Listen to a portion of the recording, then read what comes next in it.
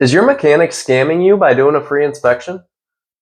Is it just a ploy to get more money or to do more work? What is it? Why do they offer free inspections if they're considered what is known as a loss leader? Well, I'm going to expose the truth in this video right here. Stay tuned. All right, so here is what we're looking at. There's a couple main questions I think we have to answer before you can answer. Are mechanics or are auto repair shops, auto repair facilities, are they scamming you by doing free inspections? Now you may think, how can somebody scam you by doing something for free? Well, I'm sure everybody's had their car at a mechanic, took it there for an oil change, took it there for a tire rotation or for some new tires. And then they got quoted an absolute outrageous price for other parts that they had no idea that they were even wrong. Their car wasn't making any noises. Their car wasn't doing anything wrong. And now you're telling me that I need to spend $2,000 to replace all these parts? Something smells a little fishy. I don't know. Walk past that fish market right by me. Anyway, what I'm saying is, why do most shops offer free inspections? I think that's one of the main questions that you have to answer is like, what's the purpose? Is it because they're scamming you? Because if so, how are they getting away with it?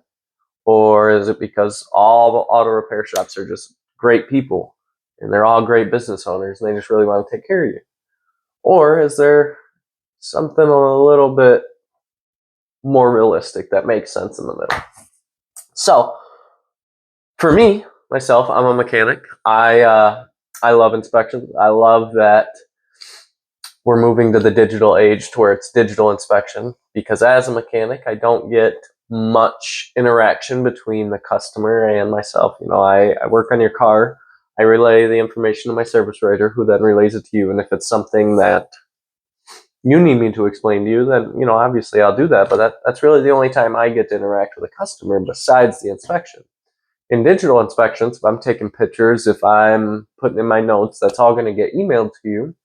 Then I can talk directly to you and I can show you, hey, Mr. Customer, I know that for the most part, most customers don't have the ability to get their car 10 feet in the air, stand underneath it, and just look at everything. You know, the ability to do that is just, it's not easily had. So I understand that. I recognize that. And I think that that's a really important reason of why we do inspections, because you really just have no idea unless somebody looks at it, somebody that's experienced, somebody that knows what they're looking at. Unless something like that happens, they look at it and they go, yeah, that's not right, man. Something is not right here. So I like them for that purpose. They protect a mechanic. They protect a shop. If you were to do work at our shop and we didn't do an inspection, and then 10 miles down the road, a different part on your car coincidentally broke and it had nothing to do with what we did, but we didn't tell you about it, then that comes back as a liability on us. So I think it's a good thing for, you know, a couple reasons. A, it tells customers like a snapshot of their car. You get to know what kind of condition my car's in. Does it need all these parts? Is it worth keeping? Is it worth selling? Is it worth repairing? You know, like, you get a very good and accurate idea of what kind of vehicle you have, what's going on with your vehicle. And if you take care of it in your inspections, then your inspections end up being a lot lighter. But if you only take your car to the mechanic once every year and a half, they're probably always going to be pretty big. You know, your car might not be making noises, but you probably have a lot of parts that have gone bad and they're just hanging on for dear life. So, why do most shops offer free inspections? Well, profit. You know, it comes down to profit at the end of the day. We consider inspections a loss leader. So if you come in to do oil changes and I peek in your rims and I notice that your brakes are minimum, they're about to be metal to metal grinding, well, I'm not scamming you. I've noticed this. You're already in my shop. You already have your car here. I am going to recommend a brake inspection, pull them wheels off so I can physically look at them brakes. I can physically collapse some calipers. I can get an accurate idea of how long this is going to last you before it's grinding or leaves you on the side of the road or potentially gets you into a car accident. You know, and while that does help you, it also helps the shop. I mean, we have to do repairs to stay in business. That's how we make money. That's you can't live if you don't make money. So you have to be able to do that as well as help your customer out. So that's the happy medium. And I think that that's why inspections are free. Some shops I've seen pay the technician like 0.25, which is awesome. But for the most part, most shops don't charge a customer for the inspection because we want to look at it. We want to find something wrong with your vehicle to tell you about it. So A, it can get repaired. That safety hazard can get off the road.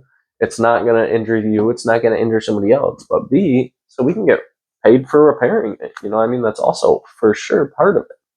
So what do we hope results from a free inspection? Well, it's that exactly. We hope that we find something wrong with your vehicle, whether it's low brakes, whether it's a leaking oil pan or a leaking valve cover or something. That way we can say, hey, Mr. Customer, I've also found this is wrong with your vehicle. We could extend the longevity of your vehicle's life by repairing this here today for X amount of dollars. Then that keeps me in business because I'm still working, I'm still making a profit, but it also keeps that customer safe. It keeps them, like their time in a very good area because they don't have to bring their car back. It's just getting repaired, and in my opinion, it helps everybody involved versus not doing that inspection. Customer takes their car, drives it for 2 days, then it breaks again, and then the customer's like, well, I just had it worked on. They must have done something. Or customer brings it back, hey man, you just worked on this. It's not my fault that something broke. So a lot of times, most shops, most mechanics, we do it to protect ourselves. What happens if we don't do the inspection? Well, that kind of goes back into what I just said. If we don't do the inspection, you go 2 miles down the road, your car breaks, you can hold us liable even if we didn't even work on the area that broke, just because of how finicky cars are and in the expectation of what a mechanic does and the expectation of what a repair facility does.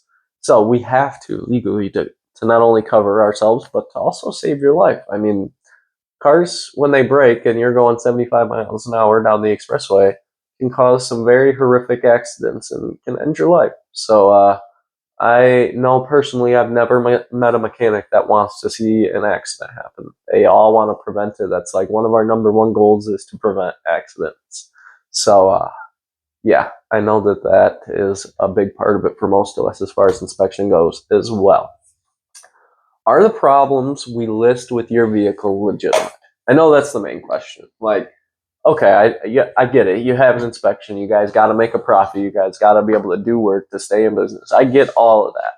But when you do this inspection, are you just lying to me and saying that it needs this part, that it needs this part, that it needs tie rods, that it needs brakes, that it needs tires, that it needs all of these things? Are you just saying that just so you can make money on the repair, or does it actually need these things?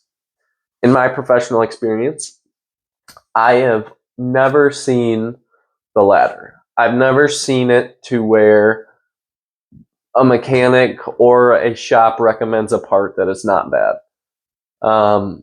Actually, some shops I've been at will fire you if you inspect a vehicle and recommend a part that does not need to be changed, because at that point, then you are scamming your customer, then you are taking advantage of the customer, and then that's where most people that have any sense of morals stop and say, no, I'm not okay with that. You're either going to have to leave the shop, you're going to have to do something different, you're going to have to figure this out and fix that, because I'm not a scam artist. I work hard for my money. I get my beat up hands, I get dirty money or dirty hands, clean money. But at the end of the day, I take pride in what I do. I take pride in the fact that I'm a good person and that I help others. So yes, the problems that most mechanics, I mean, obviously we've all heard horror stories. Obviously there's outliers in every industry. But for the most part, every problem that your mechanic lists with your vehicle is legitimate. And I mean, cars, they break. They're not built the way they used to be. We drive them hard. Michigan, for example, has really, really rough roads. So driving over them potholes all day, it's amazing that they hold up as well as they do. Things leak, cars get old, it's part of it. Your mechanic isn't trying to screw you over. We're just trying to eat, get fed, and go home to our family. It's really that simple. But yeah, thank you guys for watching. Later.